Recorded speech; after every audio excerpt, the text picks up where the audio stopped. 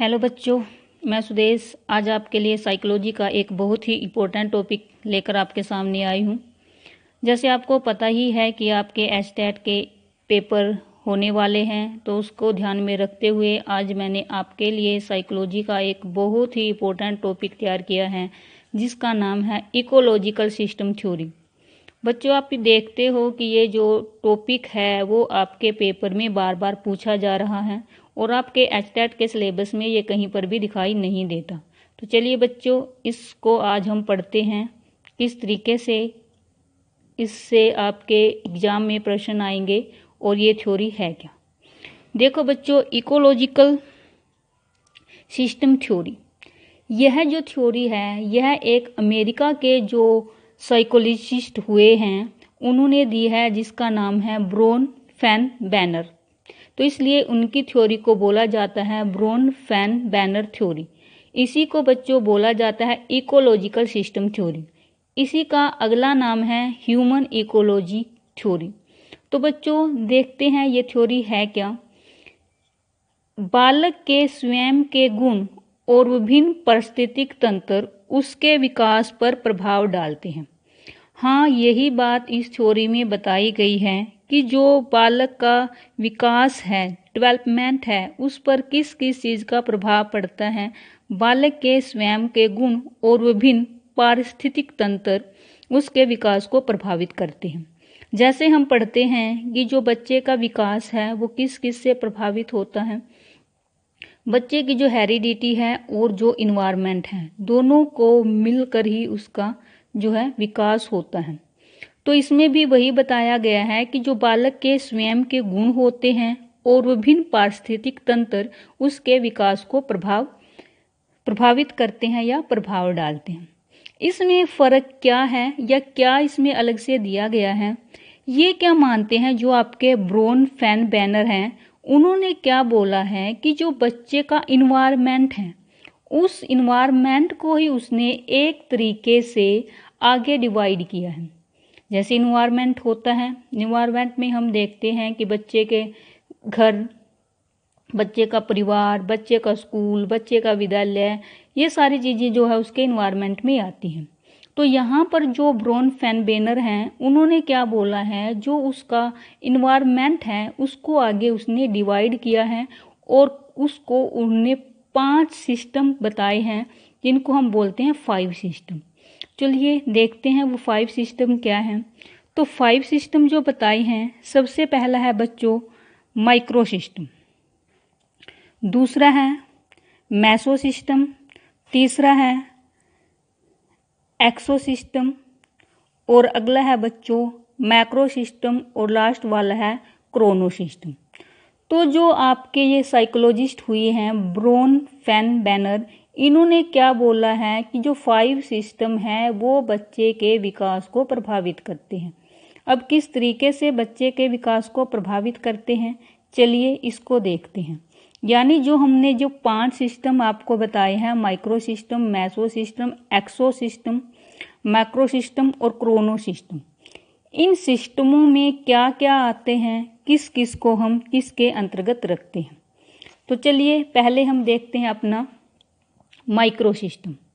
Micro system यह सबसे छोटा और नज़दीकी तंत्र है जो प्रत्यक्ष बच्चे से जुड़े होते हैं।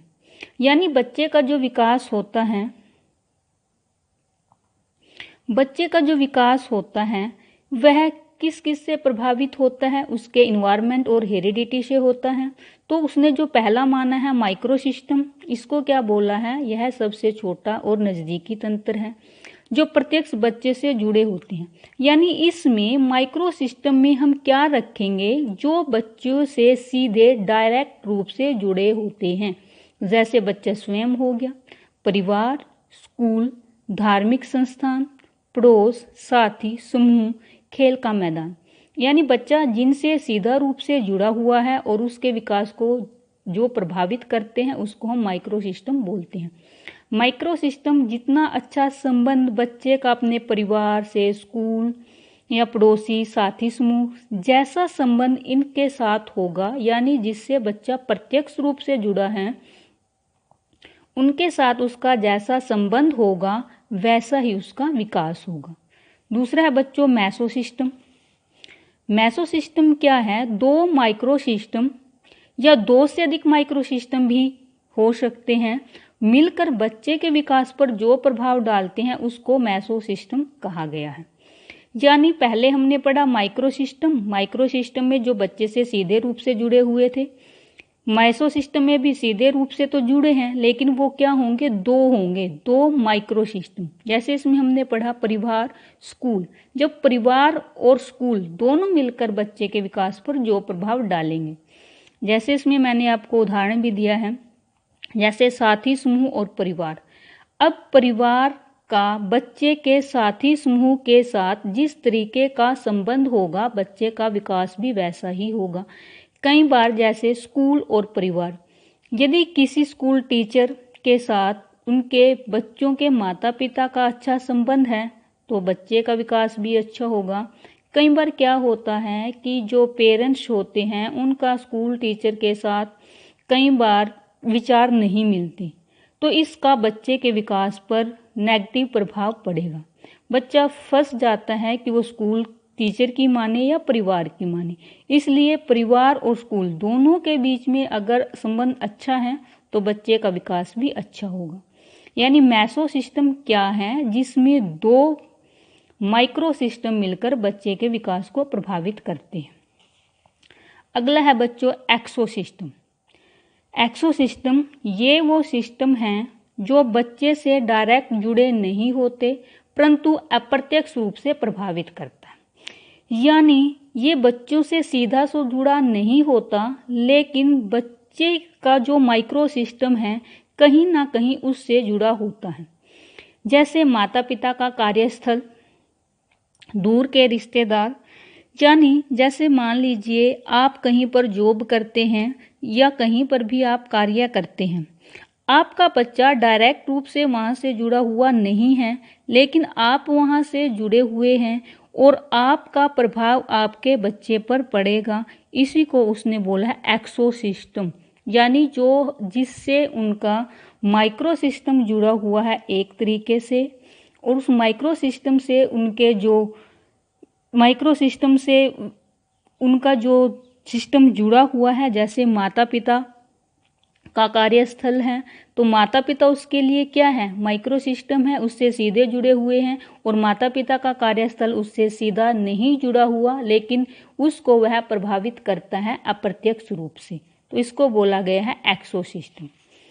चलिए बच्चों आगे पढ़ते हैं हम माइक्रो सिस्टम। माइक्रो सिस्टम सबसे बड़ा और दूर का तंत्र है। यह बालक के सामाजिक और सांस्कृतिक प्रवेश से संबंधित है। यानी जो माइक्रो सिस्टम है यह सबसे बड़ा है और दूर का है। इसमें सामाजिक और सांस्कृतिक नियम, नैतिक और धार्मिक मूल्य, विश्वास, आदर्श, रीति रिवाज, शिक्षा आदि आती हैं। यानी ये ऐसा सिस्टम है जिससे हर कोई जुड़ा होता है, लेकिन यह बहुत दूर का होता है। जैसे शिक्षा से हर कोई जुड़ा है, आप इसमें राजनीति भी लगा सकते हो।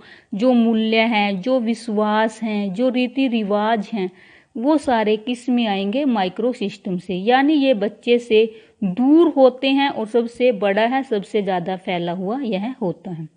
लास्ट है बच्चों क्रोनो सिस्टम। यह सिस्टम समय से संबंधित है। यह पहले 4 सिस्टम के साथ चलते रहते हैं। यानी हमने जो पहले 4 सिस्टम पढ़े हैं, माइक्रो सिस्टम, मेसो सिस्टम, एक्सो सिस्टम और मैक्रो सिस्टम, तो इन सब से यह जुड़ा हुआ है। इसमें समय के साथ होने वाले बदलाव आते हैं। यानी जैसे जैसे समय बदलता है तो बच्चे के विकास में जो बदलाव आएगा वो बदलाव आपके क्रोनो सिस्टम में आते हैं। यानी ये जो है सबके साथ होता है। पहले माइक्रो सिस्टम के साथ भी है, मेसो सिस्टम के साथ भी है, इसी तरह से आगे के दोनों सिस्टमों के साथ भी यह जुड़ा हुआ है। अब हम इसको एक डायग्राम से समझते हैं। मैंने एक डायग्राम बनाने की कोशिश की है।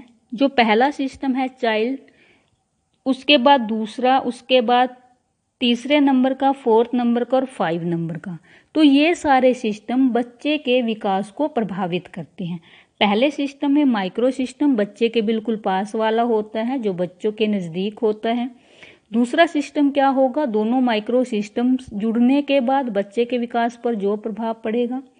तीसरा है जो आपका एक्सो सिस्टम। ये सिस्टम क्या है कि जो बच्चे से सीधा प्रभावित नहीं करता, लेकिन यह अप्रत्यक्ष रूप से प्रभावित करता दिखाई देता है।